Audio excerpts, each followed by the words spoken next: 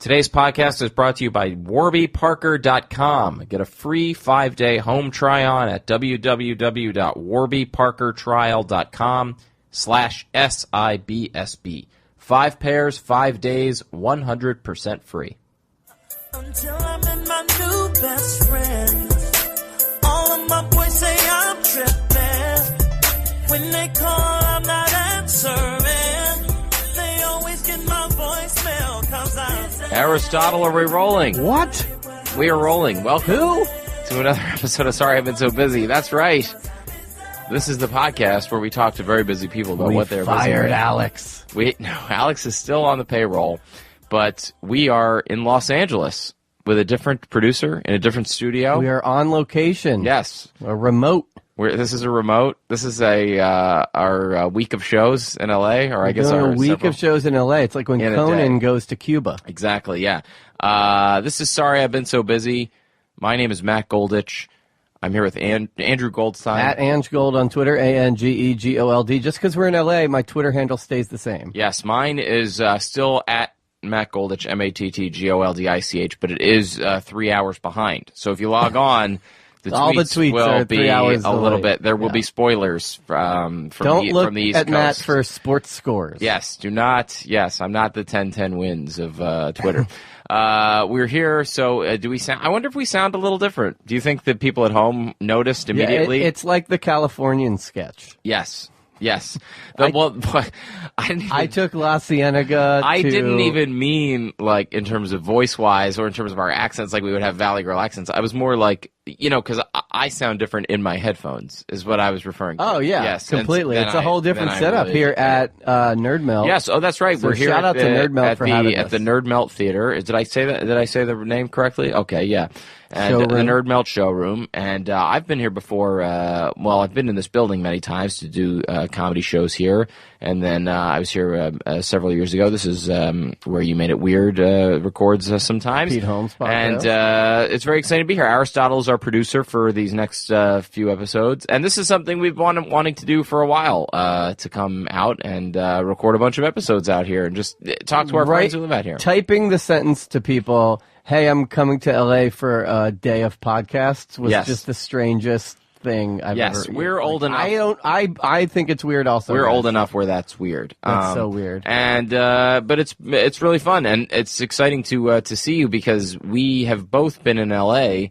For a couple days now, but we have avoided each other so that we would still have things to talk about. This has been my most free-flowing trip to LA because I took I've had some time off, and so I knew we wanted to do a day of podcast, so I was like, well, let me build this out to a 3-day, jaunt. Yeah. So I've been bopping around, seeing old friends and having a couple meetings here and there, doing podcasts. It's been great. Nice. I've been in literally every neighborhood of LA. Yes. Wow. Well, I'm excited to hear about your trip, but we did catch up a little bit off mic. But before we get into it, we should mention thank you to all of our fans, the busybodies. And if you want more information about the podcast, you can go to the Sorry I've Been So Busy Facebook page. Yep.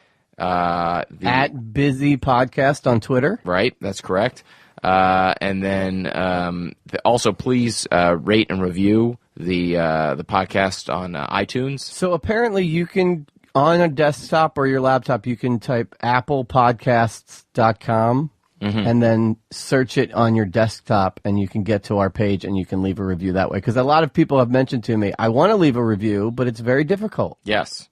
Apple has not made it very easy for you to get to that page and make it happen. And let's just knock it out. Let's do our busybody of the week right now. Who is it? It's Ice Cream Scoopers. Ooh. On iTunes. Left a nice review, 5 stars. I love the subject is so entertaining. I love the wide variety of guests on this podcast from all different backgrounds and lines of work. It's nice to see how the hosts interact with different types of people, and I've learned so much about many different fields. I always laugh out loud when I'm listening. It's a little generic, but I'm not going to complain. They did it. It was nice of them to leave Ice Cream Scoops. You're the guy. Ice Cream Scoopers. I wonder who that is, but they're our busybody of the week. I love it. So we don't know. And then also quickly, just to knock it out, go to showbrizstudios.com. We are part of the Showbiz Studios family. Even though we are not today at Showbiz Studios, we're still part of the Showbiz family. Yeah, we're all friends. Nerdist, Showbiz, we're all good. It's like the Navy SEALs. You're always a Navy SEAL, whether you're currently in the Navy SEAls or not. Unless you're transgender, and then you're not allowed to be a Navy SEAL. Which is sad and shocking. Yes. I think we all agree. Although, I think it is funny, like, that... why are we getting into this? Let's jump into our hour of politics. It is funny where he was like, he got on Twitter and was like, you're not allowed to be in the military with transgender. And then, like, he's like supposed to be the commander-in-chief of the military, and all these, like, the head of the Army and the Navy are all like, no, that's not true. Yeah, no, we're not. Don't listen to that guy. He's crazy. Yeah. Yes. Thank you to there's a lot of great other podcasts on Showbiz. So yeah, so we've been here. You got here. When did you get to LA? Tuesday morning. So we both got here Tuesday. Today's Thursday. How was your trip? It was good. Yes. I took a very early flight because I had to land in LA and go right to John Gabris' house to do his podcast, High and Mighty, which just dropped today. Check that out. But so I had to take a very early flight, so I thought like the flight would be empty. No, it was full, and somehow I got stuck with a seat in the very last row of the plane. Did you not pick your seat in advance? Or? I didn't. It was one of those like Delta things where I got it through I paid through my credit card points. So Yeah. I don't know. I'm like so not careful with those things. Yeah. And so it was where you hand them your boarding pass, and that's when they give you your seat assignment. So I was in the exact last row where you have to sit at a 90-degree angle the entire flight. And you smell the bathroom. It wasn't the bathroom. It was the sort of attendance station. So that was fine. It was just sitting at to have perfect posture for 5 hours was pretty difficult. Yeah. I mean, it's probably good for you to be forced to sit in good posture. Yeah, but I have no core. Yeah. So nothing to hold me up. It's interesting that do you not take flying and planning for flights like seriously? No, I'm terrible at it. Yeah. But I do subscribe to the Louis C.K. Philosophy of like I refuse. I try really hard not to complain about flying or anything related to flying because it's like we're flying through the air in a giant 1,000-pound or multi-1,000-pound vessel. We had David Angelo on, remember, and he was talking about how he takes the contrarian viewpoint on everything, but he was saying it was right after all the United stuff went down, and he was like, no, the airlines are great. Like, they're some of the best companies. Yeah. You know, like, think of what they have to do. Yeah, I try not to complain, though you can complain about the people. Right. But I try not to complain about the things about the flight, like if there's a delay or if something goes wrong or the seat. Nice, Well, if my TV goes out. Yeah, my whole thing now is I actually came. So I'm here with my family, my wife and my 2-year-old son, and so so this is sort of like part of a family vacation. It's a working vacation, and he was actually perfectly pleasant on the flight. He was great. We had a fun time. He's at an age now where like he'll watch a little bit of a movie or whatever. Now I do not complain at all when I'm flying without the kid because it's like someone could say to me like, "Hey, I literally once flew by myself about a year ago to LA, middle seat coach between two. I'm not even joking, two like 300-pound guys." And it was a dream. Like the Guinness Book of World Records guys? Like the motorcycle, yeah. It was literally checkered pants? It was literally a dream because I was like, I'm flying by myself. Yeah. I can just put my headphones on and disappear. We're flying out here for the Emmys, and we had an option of you can fly by yourself and have 1 first class ticket or 2 coach tickets. And someone was saying like, oh, just get the first class and then like buy your date first class ticket. And I was like, no, my wife and I are coming.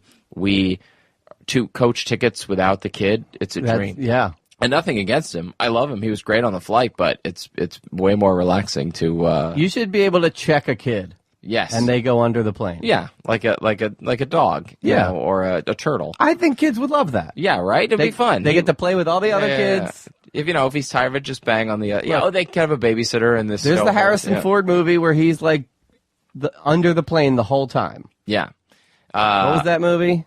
Air Force One. Air Force One. He's under the plane the whole time. Yeah. So if he can be there, if Harrison Ford can do it, there can be a playpen with a bunch of babies. Yeah. Why can't there be? So good flight, Good trip. Yeah, it was great. It's been great. And so I'm doing this thing where I didn't rent a car. I'm just Ubering. Yes. And then when I get home, I'm going to add up all of the receipts, which right now I'm at like 16. I've taken like 16 Ubers, and I'm going to see how it works out. Yeah. I think I'm going to save money. It doesn't matter. Even if it's a little more, it's totally worth it. The last few times I have a car it's this so time, convenient. so with my No family, valet parking. You can drink. You can bop around. It's the best. No part. Yeah, it's great. You get to have wonderful conversations with people from all kinds of backgrounds. Yeah. Mm-hmm. It's true. Yeah, it's it's a great company. Just like we talked about that with Angelo too. The one driver was like, "Oh, you're from New York." I was like, "Yeah," and then he's like, "Oh, it's too many people." I was like, "Yeah, it's pretty crowded." He's like, "Yeah, a lot of Jews." I was like, "Oh, okay, cool." Didn't see your last name on the when you signed up for the card, just your first. Yeah. We haven't even mentioned, by the way, we have great guests coming up. So many great guests. The next month or so of Sorry I've Been So Busy is going to be outrageous. And we have an amazing duo coming up in a minute. And so do you have anything else up top, or should we just say we'll be right back with our guests? Let's take a break. Okay, we'll be right back. Hey, for you, the listeners of the Sorry I've Been So Busy podcast, Warby Parker is offering a free 5-day home try-on to give you the opportunity to check out their glasses. I was in L.A., I would say 2 years ago, and I was walking on Abbot Kinney, and I popped in the Warby Parker store, and I found a fantastic pair of sunglasses I still use today. Sunglasses rarely ever fit me well. I have a very small head. They fit them to perfection on my face. And the thing I love about Warby Parker, you can walk into any of their stores at any time, and they'll readjust your glasses for no cost. And you kind of always can tell when somebody's wearing Warby Parkers. They're very stylish. To get your home try-on today, go to warbyparkertrial.com/SIBSB. Again, that's warbyparkertrial.com/SIBSB for your free 5-day home try-on. All right, we have the guests. We're very excited. We are back. We're back. We are back. And wild.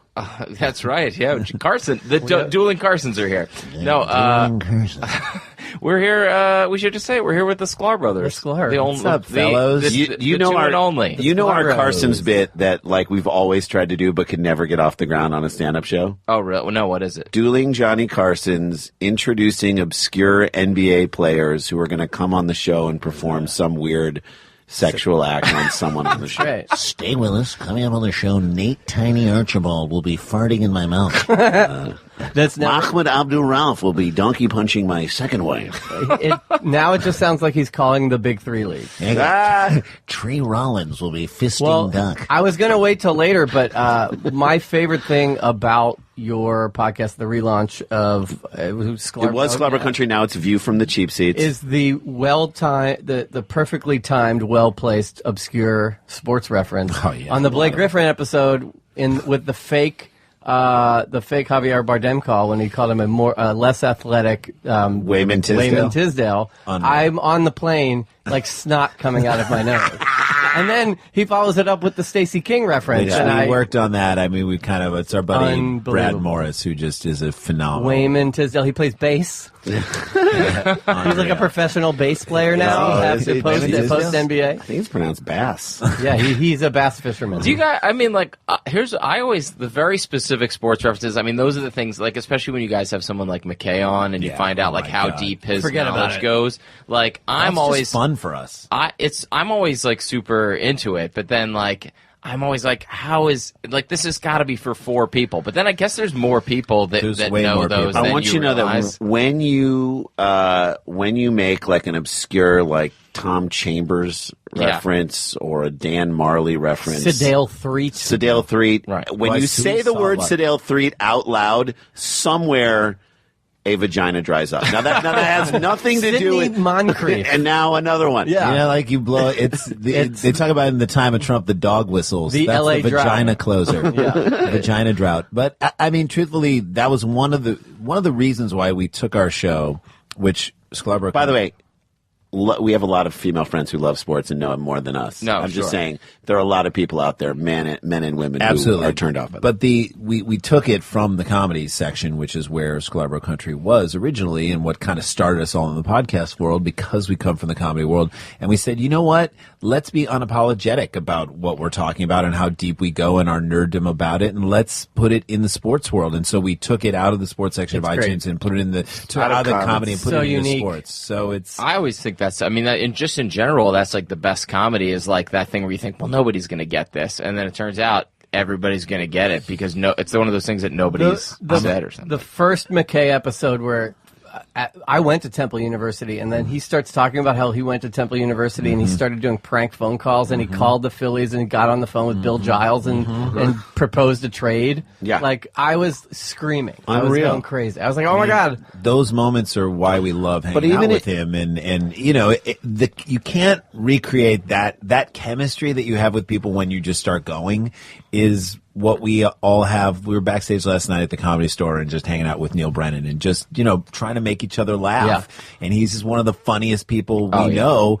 And he even, and I'm going to out this tweet that he had, but he's already on Twitter, so it doesn't matter. But he was like, did you see that guy with where the Blacks for Trump sign right behind him?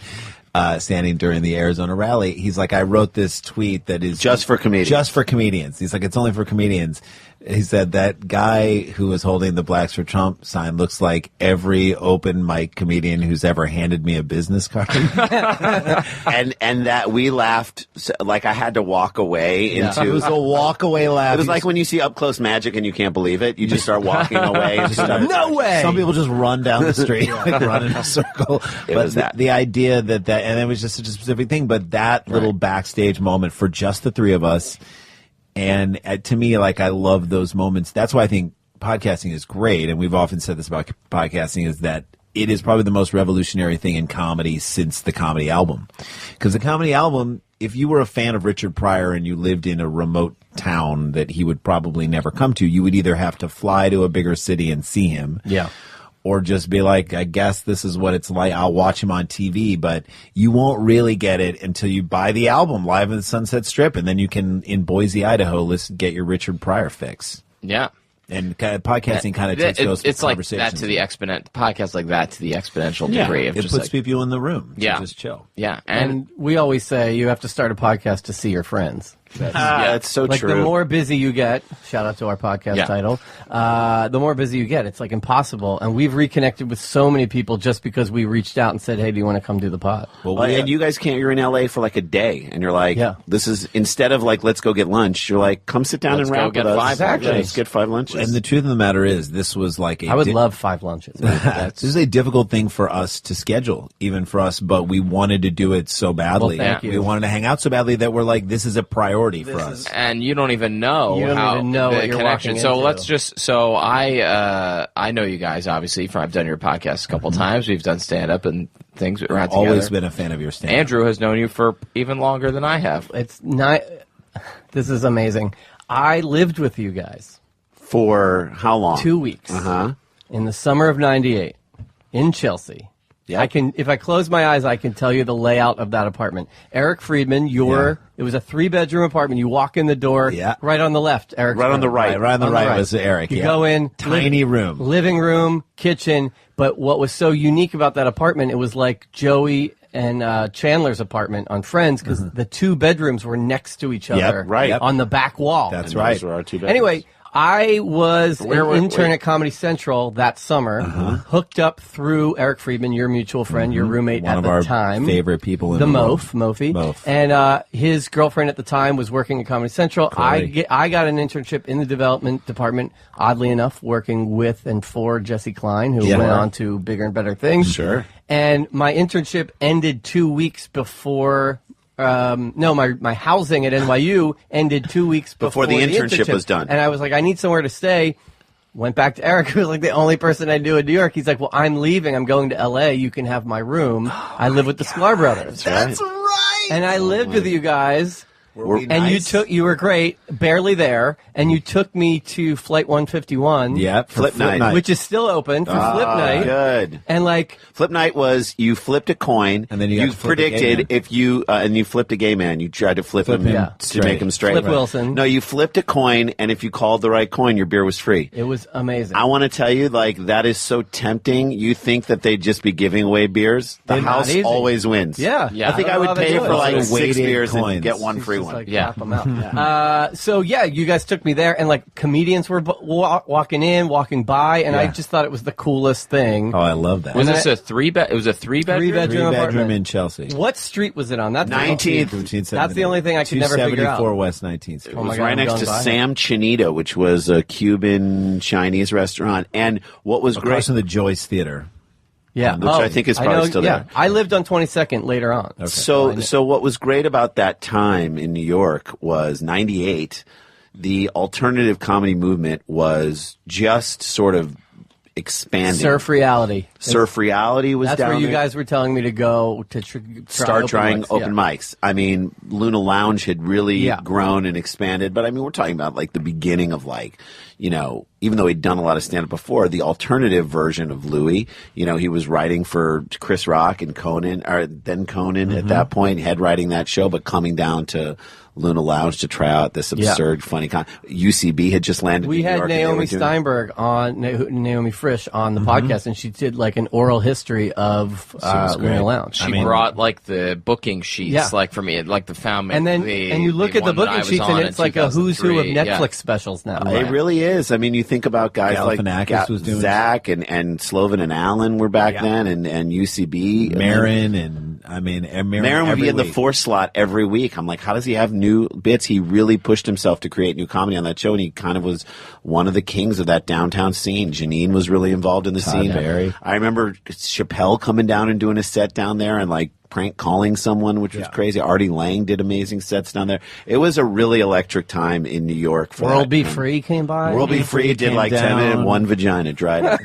Chris Sabo came. Chris Sabo came in, Goggles. and all he did was try on glasses from Warby Parker. Yeah, well, it would have been Morgenstern. Yeah, it was. It's true. Terry Metcalf. Yeah, Chris Sabo and Kurt Rambis had a goggles bit that they had. They were a comedy duo. They came on stage wearing each other's goggles, and nobody even knew. No one knew how to, and then afterwards, I remember this was one of the best reveals ever. Afterwards, they switched the glasses back, and everybody just started. I mean, that was one of the only standing O's I ever saw at eating it. Yes. Yeah, it's true. And then John Olerud with his weird helmet walked in. Always wore a helmet. We're like, man, you're not hitting right now. Why What are you worried about coming down? You're on a date. Why are you wearing your helmet? How concerned are you about a head injury in this scenario? You never know. New York, man. We just were back in New York. But it allowed John Olerud to walk under any construction site. Yeah. And for that, I have to say, covered at all times. This is what I'll say about him. He never had to cross the street and disrupt his path during Then he could construction. take his helmet off and eat a ice cream sundae out of it. China, Dippin' Dots. That was one of my favorite rips on. We were judging the roast battle out here for LA Riot Fest. Randy, you weren't even there. I was with Moshe Kasher, and he made some snide remark about my wife, who he's never met, which was hilarious, and it made me laugh very hard. And then I looked at how small his baseball cap was, and I was like, that hat is so small it usually comes with a scoop of ice cream in it. And then I dropped a mic, but it was pretty fun.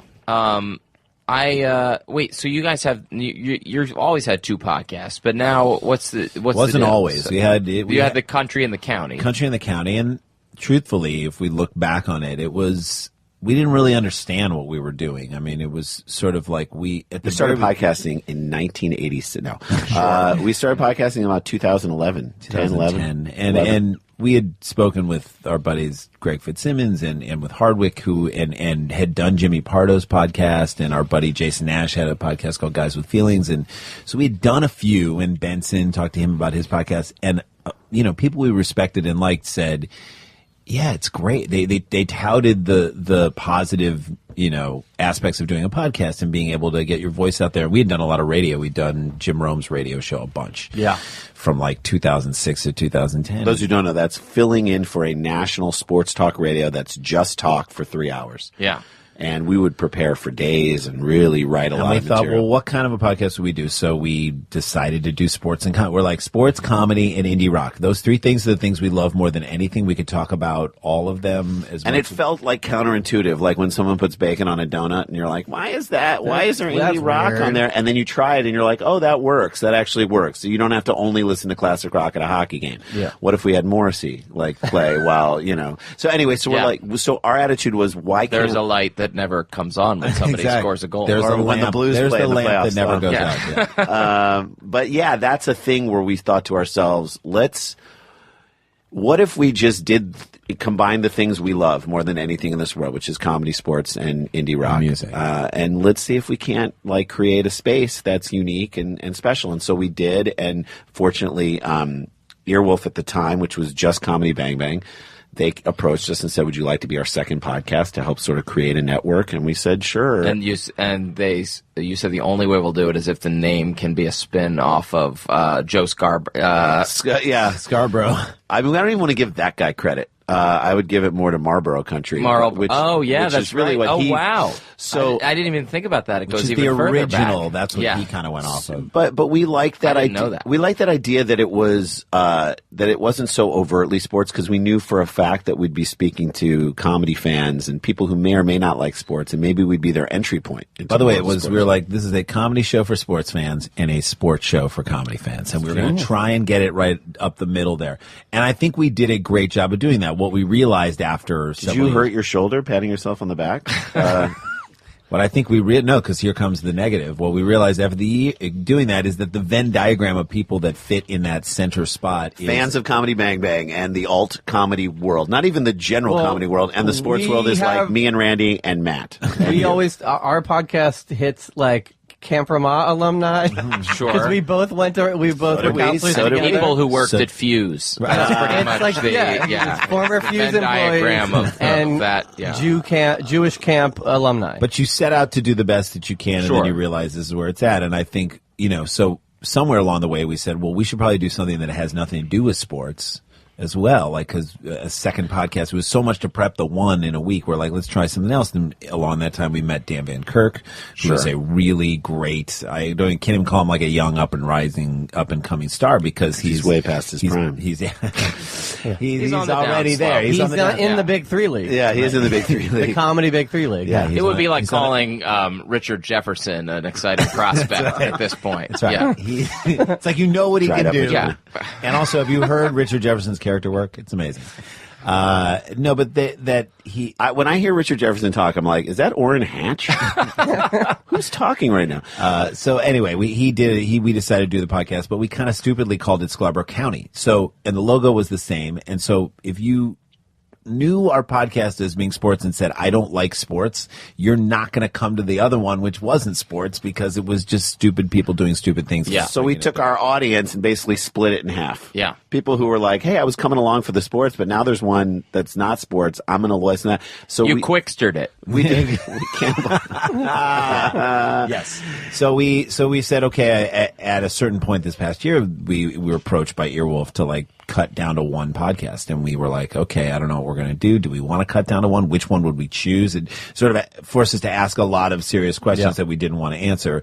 And so we said, let's see if anybody else would want to do it. And then that's why we made the jump to Feral Audio. And they said, well, let's do it. So we rebranded it, the first one, and called it Dumb People Town, or the second one, which was not about sports, and called it Dumb People Town. And we're like, okay, let's do the simplest thing we can do so that people who have never heard it before will see it and be like, okay, I kind of get what this is about right away. Yeah. And then the other one, we were like, okay, let's take it out.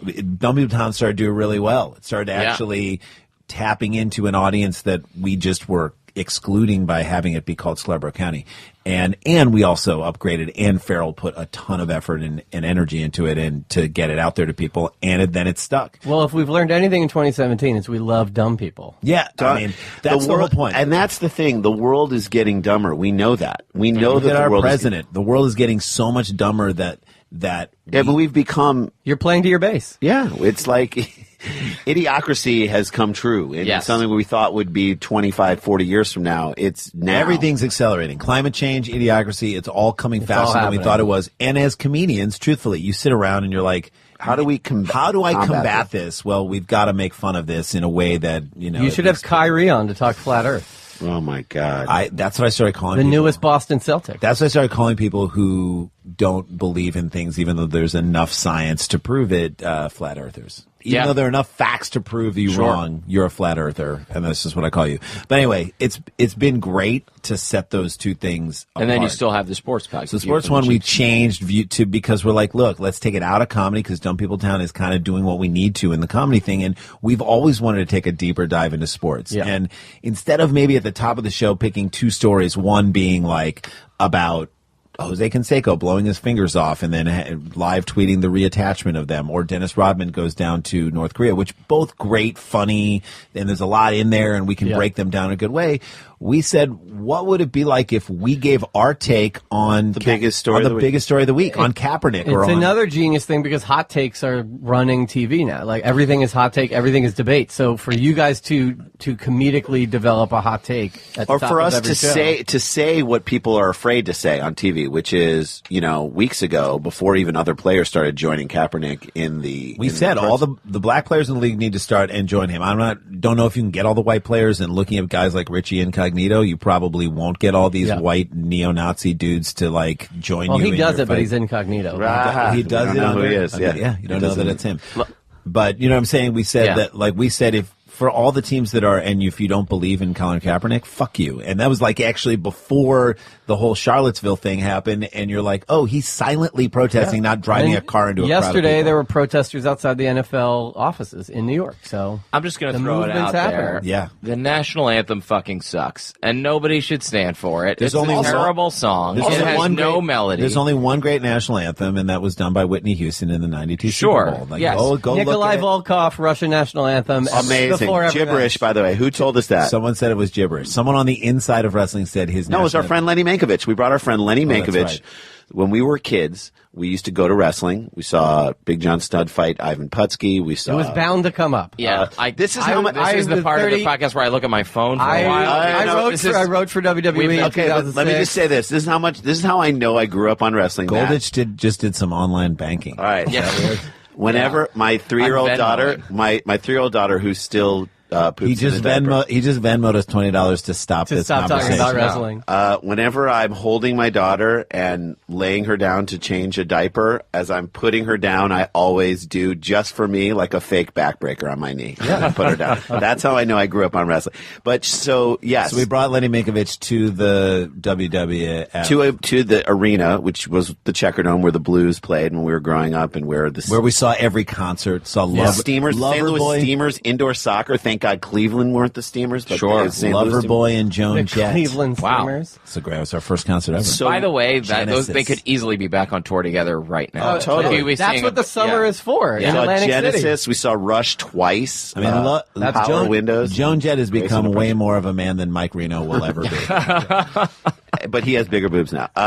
So we took him to the thing because we knew Nikolai Volkov would be there, and he was going to be singing the quote-unquote Russian national anthem. Our friend Lenny Mankiewicz, whose mom was a beautiful real estate agent in St. Louis, she always used to say to Lenny when we would hang out with him, Lenny, don't push the joke over the cliff. Don't push. Lenny, You're pushing don't the joke. push the joke over the cliff. I hear that whenever we're doing our stand-up, her voice in my mind. And we looked at him as Volkov was singing the national anthem. We looked at him. What's he saying? And he turned to us, one word. He was like, gibberish. Yeah, I wrote and performed on the Iron Sheik, two Iron Sheik roasts in New York, of which they bring Nikolai and he wears his jacket and the whole thing. And he still sings it. If you ask him, he will sing it. It's the same gibberish words. Hi-yo, Salafada, Russia. Yeah. You're like, that's not in I don't the think national Russia anthem. is in. In that pronunciation. Yeah. I don't think the words "I'm singing a song" are in the Russian national anthem. If Marvin Gaye comes back from the dead and reperforms the NBA All-Star Game version of the national anthem, everyone should stand for that. Other than that, people can do whatever they If want. Marvin Hagler performed the... Marvin Hamlish wrote a song for Marvin Hagler Can I to tell sing one with Marvin- Marv Albert. If the movie Marvin's Room, no. Can I tell Marvin Hamlish story? Marvin. Marvin. When we were in New York, we had like gone to Israel with on a trip in college with this guy who was you did. part of a very a very wealthy family in Israel, and he lived in folks lived in a really nice place, like across from the Met in Fifth Avenue, 81st. And so we had gone to Israel a year and a half before, and he invited us to the Break the Fast. And it's like young people living in New York, and we didn't have anywhere to go. Anytime someone invites you to a good spread, you go. Go. I go to Briss's. Yeah, why not? I love baby namings and bread. Gather up the food. Like we were like, this could be breakfast for the next 3 days. So we go, we show up. And it's a gigantic affair, huge affair, and it's very formal in a ballroom. And I was like, "Is there any?" I remember the Yankees were playing. The Yankees were playing, and in the playoff, it was like the first. It was 94, 95. And so like they were, I don't know, they were in the playoffs or something. And I was like, I gotta just get to a TV and see what's going. It was like the scene in like where Woody Allen when he leaves the party and is watching the Knicks game, And so I go back down this hallway where there's some bedrooms, and I see like in a very small den, like in like a rich New York apartment, but a very small like kind of little den, bookcases everywhere, books everywhere, and there's like a TV that's playing the Yankees game, and who is in there watching the Yankees game? Because I could not believe this. Marvin Hamlish, Dr. Ruth Westheim. What? And like a couple other people. And I just was like, I can't believe I'm at a Break the Fast watching a Yankees game with Dr. Ruth Westheimer. And Marvin Hamlish. You wandered into a match game. No.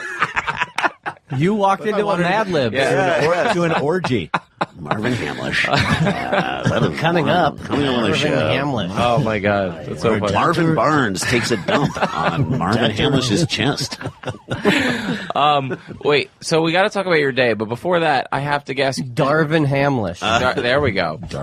You guys are literally on my favorite TV show right now. Mighty Men? Just kidding. Better Call Saul. Oh, man. It's literally, I mean, and you guys are so great on it. And Thank you. It's one of those things where, obviously, when you're like, oh, they're doing a prequel to hard to Breaking figure Bad. that out. I don't know about that. Mm-hmm. That's it's so good. They made it different enough where it's like it's enjoyable on a whole other level. Well, it's such a great show. Burn of it, and to me, the excitement of it is in the same way that sort of, you went to see Titanic. Millions of people saw Titanic. We all know how it ends. Yeah. But the getting there and the process of getting there is fascinating. You trust Vince Gilligan, and Peter Gould is amazing, and Tom Schnatz. All the guys who write and the women who write for that show are the best. Yeah.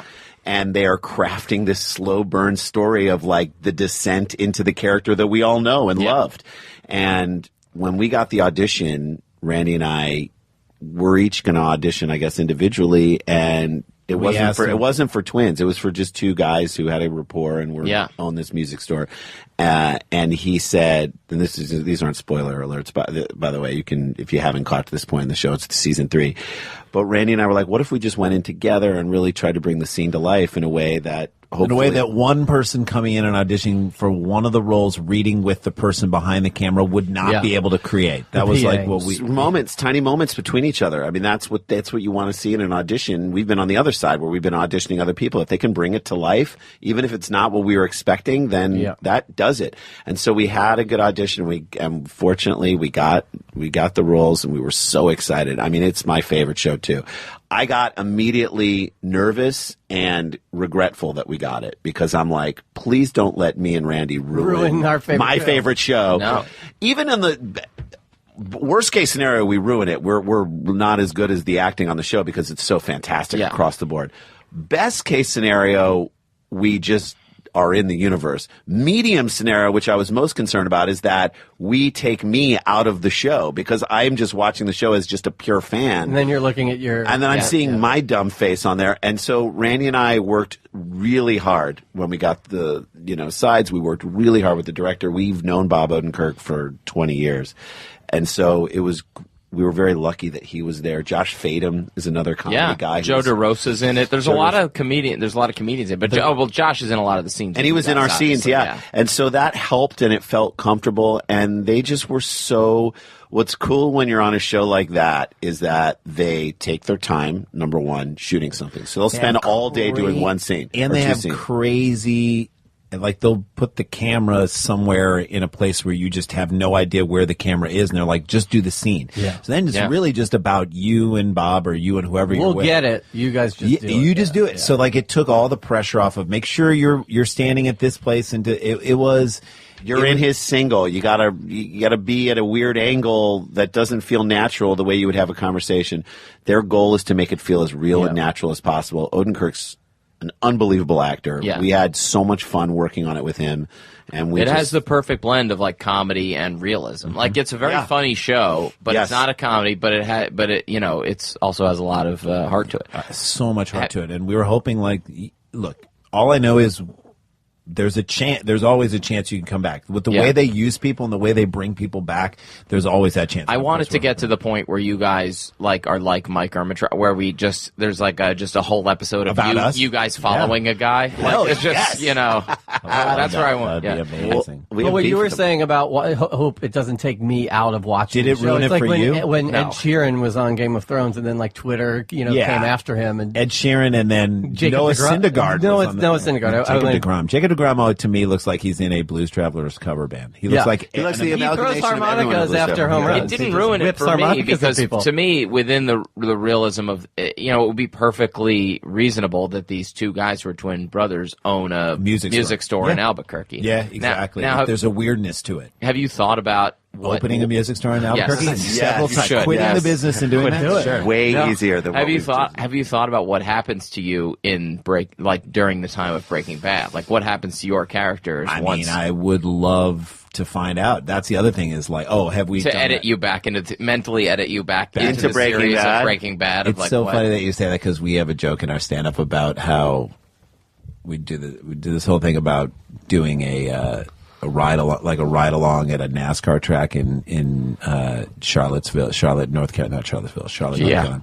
To ride along in Charlotte, North Carolina, and we're like, do you guys know what a ride along is? And most people don't know. So we're like, a ride along is where you get into a NASCAR and Kevin Hart's there because he's in every ride along. Contractually, he has to be. And the dude works. Are we going to begrudge the man for working? And our joke is that Kevin Hart is in so many movies right now. He's now in movies from 40 years ago. How is Kevin Hart in Kramer versus Kramer? I don't know, but he's making divorce hilarious. He was in Goonies, which is strange. Yes, but he made it great. But that'd be so funny that we get edited back. Or if they release the DVDs of Breaking Bad, like an updated version, and then you just see you guys walking in the background. Just a weird walk by. Or just a whole scene. I mean, truthfully, Jesse buys a guitar.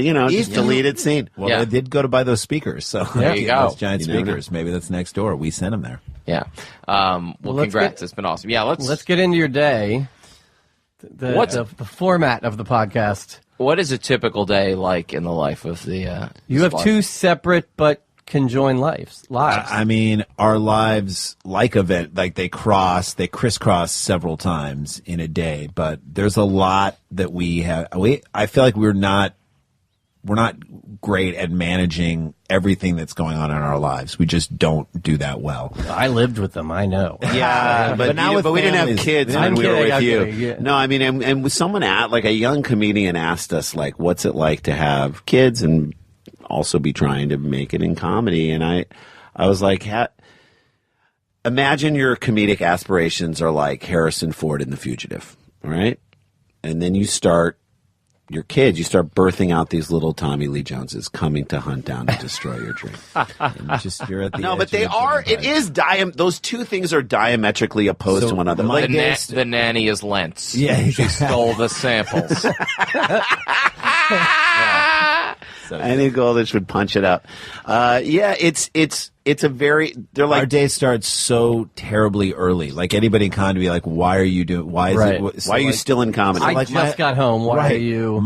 We get home late at night too. But my alarm goes off at like 6 a.m. This is Randy. My alarm goes off at 6 in the morning, and I meditate for 20 minutes because I have to just to get my head Not straight. our first meditator. We've had a few. Yeah. I try to also. I actually try to meditate with my wife, and I just sit, and then I try and get like 15 minutes more of sleep because then I have to wake two kids up and get them downstairs, get them ready for school, get them like make their breakfast, make their lunch, get them off to all this like business in the morning, make coffee for me and my wife. I do it all in the morning because she cooks dinner at night, and I just take care of like literally 60 things, and then I either have to drive one kid to middle school and then come back and walk the other one to You have a regular kid school. in middle school? Yeah, I've got a 12-year-old. So, dealing with that, getting them ready and getting them like mentally ready and being there for them to help them sort of make sure that they're on top of all their shit. You're like their managers. I mean, you're kind of like making sure that you're their personal Like, did you get my email? Here's the itinerary. You need to get your stuff together. Make sure you push the website. Yeah, exactly.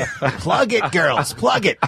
So, but that is, and truthfully, when I do drop the one who's in 5th grade off at school, there are so many parents at the school. I live in Silver Lake. There's the great community. There's so many people there that are my friends. So that to me feels incredibly indulgent, that I'll walk my dog there and then like spend 25 minutes while the kids are just in school, just chatting up my friend, like get into deep discussions about why the Dodgers are going to fizzle out at the end of the year, or jokes and comedy, because there are a lot of like writers and comedians. Yeah, I mean, I pitched a whole thing to Rob Corddry's kids go to school with my kids, and I pitched a whole thing to him for newsreaders, the show they were doing, and then he wrote it and we did it. And that happened like outside the lower yard of our school. I mean, that's like so funny. There's something great about that aspect of it too. Not that you're like angling for business, but it is really, to me, that was like one of the most enjoyable parts of my day. So that's kind of the same for me, although I have a 3-year-old and an 8-year-old. So for me, it's get the 8-year-old ready, which is a boy, which is, I don't know why it's weirdly harder than it, but it has its own thing. I get him. I try to get him down to school. I like to walk more, but he sometimes likes to go early, so I'll drop him off, come back up. And then I have my daughter who doesn't go to school until 9. And so kind of getting her ready is a different process. But same with, we kind of are done with all that business by like 9:30. And then we meet each other somewhere to do something. Yeah, Usually either a it's podcast. prep for podcast. Either we're scheduling it because we do the 2 podcasts a week, and sometimes we want to get out ahead of it based on like if we're traveling or anything. So we usually get up, do a podcast. Do you guys live in the same neighborhood? No, we don't. He's in Laurel Canyon and I'm in Silver Lake, so it's about 8 miles apart. But there's no way to get there in less than 25 minutes. Yeah, there's no direct route. So it is definitely something to like. Thank God for Google Docs, for the ability to both change the game. Yeah, I mean that idea. And thank God for Goo Goo Dolls. They're a fantastic band. Yeah. Change the game. Change the game. Change the game. I mean, it changed the game for the way people share work, the Goo Goo Dolls. Yeah. I put everything in my Goo Goo Doll, and I invite a lot of people to join my Goo Goo Dolls. Yeah. I'll share their music with a lot. But I mean, it's for when you do want the world to see you. Yeah. You always go like 3 songs off their hit. Really? Which is great. By the way, great. I love you. I would think that Iris would be the first. What was the one? And I don't want the. What about tell them I don't tell them your name. Oh yeah, that was their first. I won't big, tell them your name. Yeah. The Goo Goo Dolls were the third. Johnny eye. Resnick. Yeah. Were the third eye blind of the group that sang through Alien. But so we'll get together and we'll start working. The Goo Goo Dolls are the third eye blind of Three Door Town. Yeah. 7 Mary 3. I would say that Jesus, Mary Jane. Danny Amendola is the Julian Edelman of Wes Welkers. True. So we get together and we'll podcast. We'll write if we have to write something. We'll write together. We really try to jam and work super hard between the hours of like 9:30 and like 3 o'clock when our kids then come home, and then they're home, and then it's like you got to work. What kind of physical space are you guys working in? So either Randy's house. Or we'll podcast at the podcast studios. Right. Why? What were you going to say? Oh no! Sometimes we'll be out. I mean, I joined the Soho House this year. Sometimes we'll like try work there just to get out of the house. What I've realized though, it's like we did sets of comedy at the. Someone's getting a note past them. Thank you. As we did sets of comedy last night at the Comedy Store, and I love doing. I don't know the last time you've worked at the Comedy Store. Great to me. Like the Comedy Store out here is like the Cellar. It's the Cellar West. Yeah, it's the Cellar West. I mean, you get into the last night on the show. I looked into the main room. I just glanced into the main room. Burr's on stage. Jeselnik follows. Rogan after him. I mean, I saw Chris D'Elia, like a packed out house, like crazy. Then you go into the OR and packed there too. And Steve Ranazizi and Burr and Neil Brennan and Weeb jumped up and Andrew Santino. I mean, a great Fahim Anwar, just a really great lineup of incredible people, buzzing with people walking through the back halls and so many comics. But what I realize is like we have to, there's more work that we have to do. We just we finished our special. It was supposed to go to CISO, which folded, and now we're trying to determine where it's going to go, if anywhere. The USFL of streaming networks. It was such a bummer. We were racing to get our checks. It's so much hope. It's so much hope with whoever that cashed their check at the bank first. Philadelphia Stars. Yeah. The good news is one of the owners of the CISO teams will now become president. That's right. Like Trump. So I guess that'd be great. But the idea that, we want to get it somewhere else, so we're working on the next hour. Whatever that next, the first 20 minutes of the next hour to me is always like that's the most. We look at it in chunks, like when you finish an hour. Yeah. When you finish an hour, first of all, it's always like your stand up. If you're trying to do new stuff, it's like you have a bad haircut and you're just waiting for it to grow in and look good again. You're really stepping out and trying to do new stuff, or we try to, because we want to keep developing new material. And it's really stand up becomes super exciting, because you could hit on something that's great. Like last night, we did something for the first time ever in two different shows, and by the second show, we'd figured it out, and this might be a big chunk in our new hour, and it felt like no matter what happens to you all day, all the letdowns, all the rejections, all the hard things you couldn't get through when you were writing, all the stress of getting out of the house with your family, the kids still awake as you're walking out the door, and everyone's like, essentially saying "fuck you" for leaving us. It is all washed away by creating a new piece of material, having it connect with a live audience when you have no idea if it's going to. that's awesome. I was just back to your day, like where does the meal come in? We'll either have lunch together or whatnot, but then at night, it's like you sit down, as soon as the afternoon comes, it's like work on homework with my kids, get them to their afternoon activities, then sit down as a family. Yeah, I like coach my son's basketball, so he'll has like a game or a practice and karate a couple nights a week. What's your piano. coaching style like? Yeah, who are you? Are you a Bobby Knight? I'm a more abusive Bobby Knight. Oh, that's good. He's like Dean Smith today. Tough love. I'm like Dean Smith today. I have someone do his homework for him.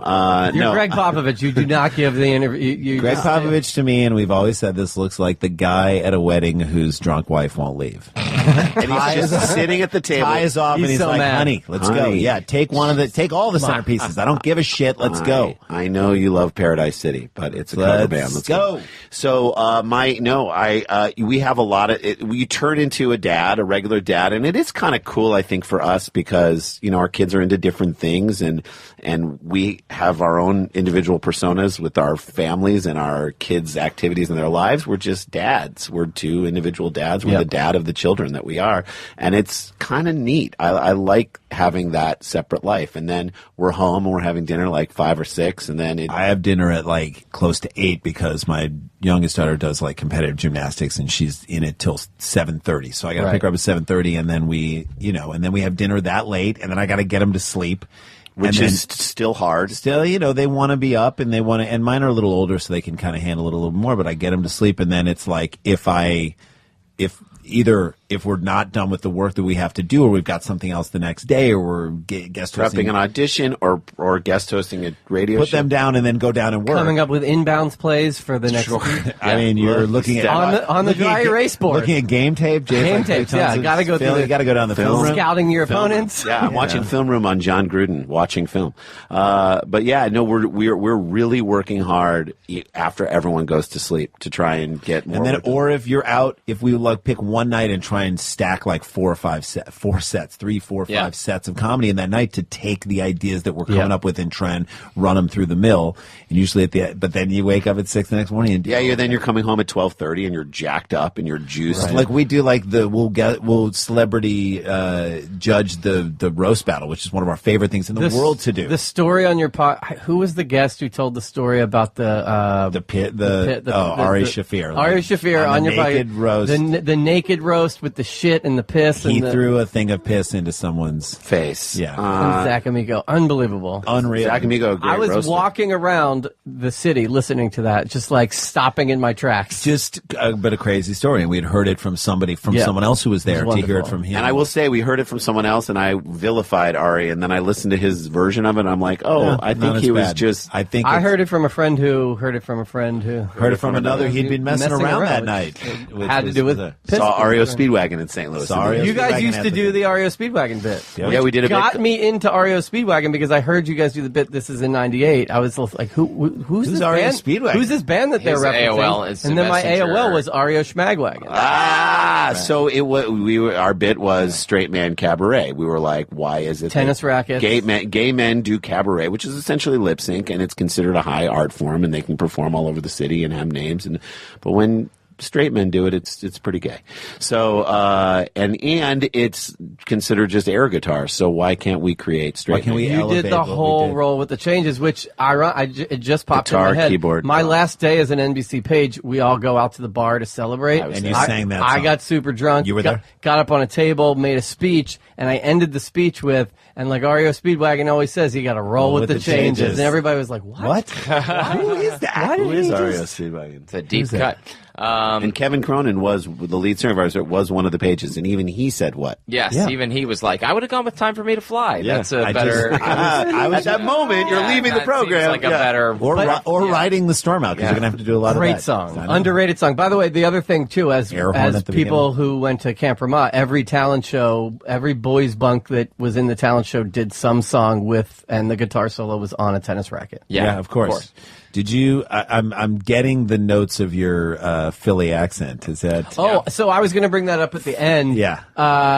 Every time you guys do the Philly accent, I was like, it needs some work. Tell us. You Tell think us what so? we need work. It needs some work. It needs some work. Go down. You swallow. down. You swallow the L's a little bit, and then it goes down. Yours Go is down like the a wall little on too Fifth and- southern. Fifth and Locust. Swallow the L's. Go down to Franklin Mills. Go down to Franklin Get an Eric. Mills.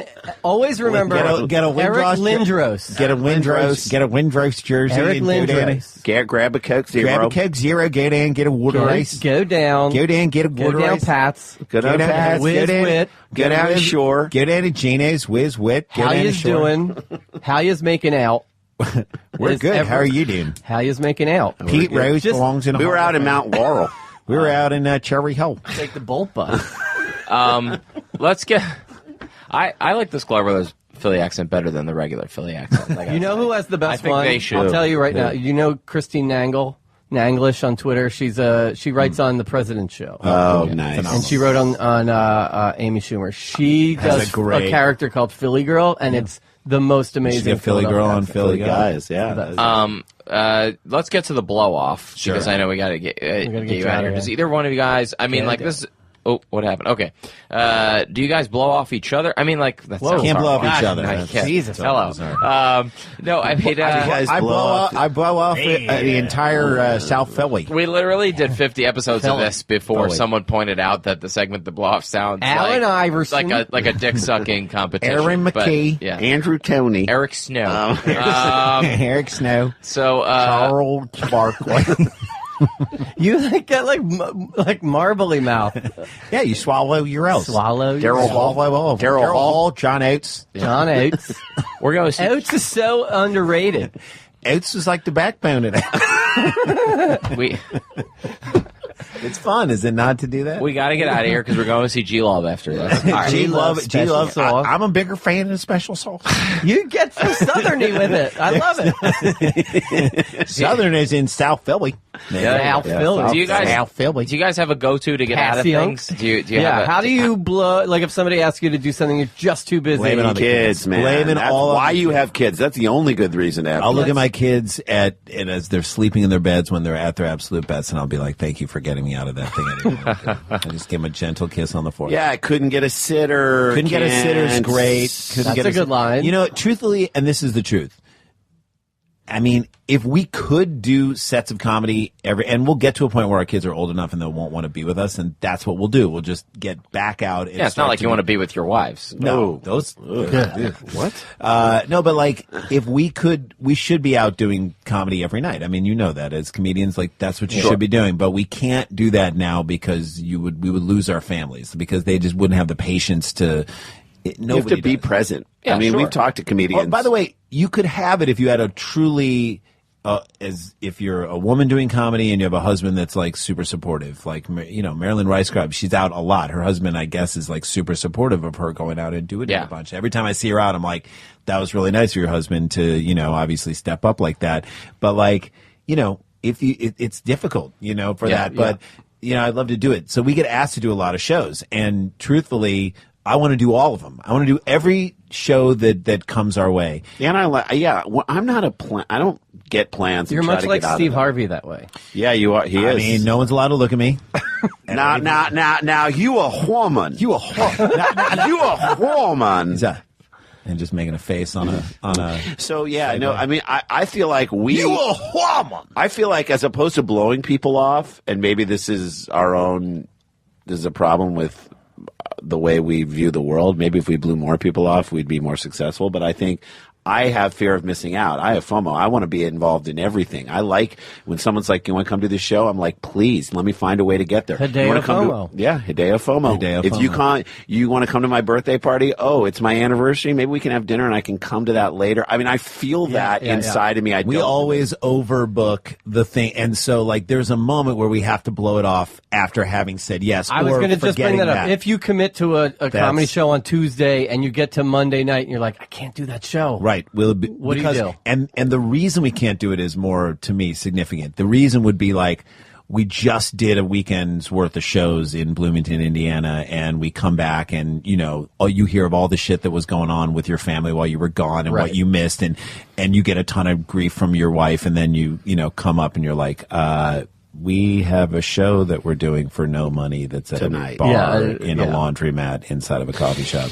Yeah, but yes. Yeah. So we usually have to call and be like, can't do it. But the other night, like it was our friend Dave Anthony, who has a great podcast, The Dollop, him and Gareth Reynolds, hilarious, phenomenal. It was his 50th bowling birthday party. And it started at 7 and went till 11. And I was like, if everyone in my family goes to sleep at some point, I'm going to go to this birthday party because that's how you build friendship. I mean, friendship is about, and I'm trying to teach my kids this too, showing up for people in little moments. That is how, and I think, I'm not going to blame Facebook, but I'm going to blame a sort of weird sense. The reason why people aren't truly friends now, if you're just Facebook friends or you meet on Tinder or you meet in those other ways, you don't have a collection of those moments where you showed up. So I showed up at this party at 10. A lot of people were leaving, but Dave was so happy to see me there. I was so thrilled to be there. I wasn't drunk like a lot of people were, and they didn't have their car there, and so I drove his wife home like 2 miles away so she could get their car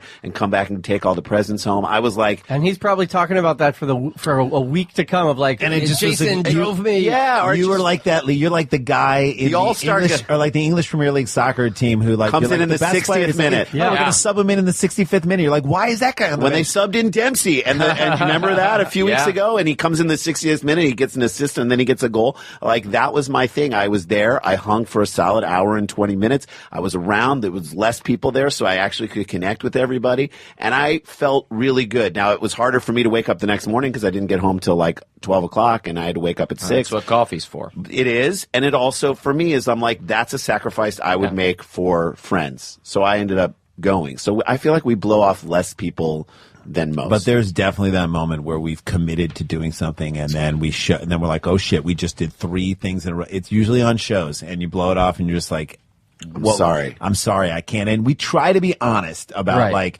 we overbooked. We overbooked, and then we try and offer listen, we're going to do this the next time, or I guarantee we will do this show. But like, that is really the hardest. And the other thing is, and this is true, because we're away on weekends, and I think we have like 5 weekends coming up this fall that we're going to be away.